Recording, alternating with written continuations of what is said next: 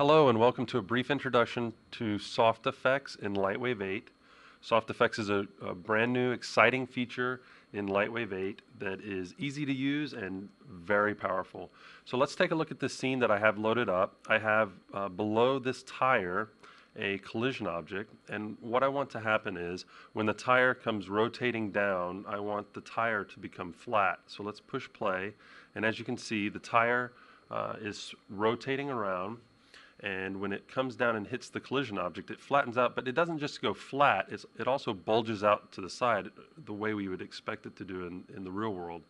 So let's do this. Let's start from scratch. I'm going to go ahead and load up a scene that doesn't have any dynamics applied to it, but that already has the tire and the collision object just to speed things up here.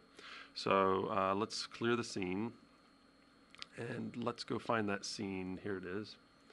Okay, so what we have in this scene is the tire, the collision object, the animation set up, again just to speed things up, and let's go ahead and start applying our settings. So I'm going to go ahead and bring the tire down so that when we're applying our settings we can see it take place. So I'm going to hit P for properties, go to the Dynamics tab and add SoftFx, and let's kind of run through just some of the basic settings here. I'm going to change what some of the defaults are, and for operators, by default it has an operator map with these settings set to all surfaces, and I'm just going to say none. And let's go ahead and go to the Deform tab, and for collision detection, let's choose the tire surface. It's just the surface map for this area, and as you can see, when we select it, it selects all the points in red so you can see what's going to be affected. Now before we do anything else, let's go ahead and calculate just to see what happens. So it comes down, and as you can see, it flattens out on bottom because of the collision object. Okay, but I want it to bulge out of the sides like we saw in the earlier example.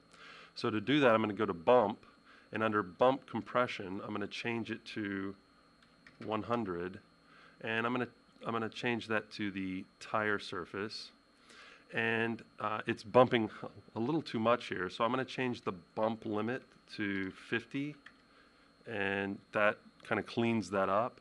And if you notice, I didn't have to recalculate. Let me go ahead and close this window, and I've made some changes to the settings, and I didn't have to recalculate, which is a really powerful feature of SoftFx, being able to calculate once and go in and change just about every setting. And as long as I don't move my collision object around or reanimate my tire, I'm able to change the settings, and it really helps you learn all the features because you can just tweak the settings and see it take place in real time. Now I've got my animation set up the way you saw it in the scene that we loaded up in the beginning, but I want to add a few more things to show you some more tools inside of SoftFx.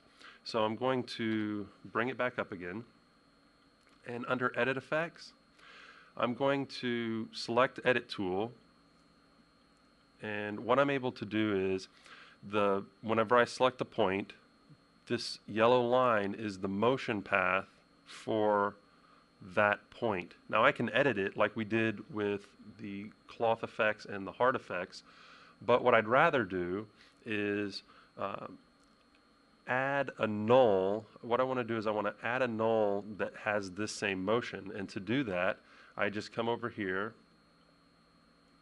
and choose Make Path under the command drop down. Now what it just did was create a new null, and the null's motion path, all the keyframes for that, match that point. So it's like being locked to that point. And what I can do is, if I'd like, I could take this null and bring up its properties and add a particle emitter. And I could scale down the particle emitter. I'm going to kind of skip past that just for time's sake, and I could scale down the particle emitter and change the settings, and I could have smoke coming out from a hole in the tire, which is making the tire flat. Now that's just a quick example of using SoftFx. We'll be sure to show you many more examples of working with dynamics inside of LightWave 8, as well as the other new exciting features in LightWave 8. So stay tuned to www.newtek.com for future videos. Thanks.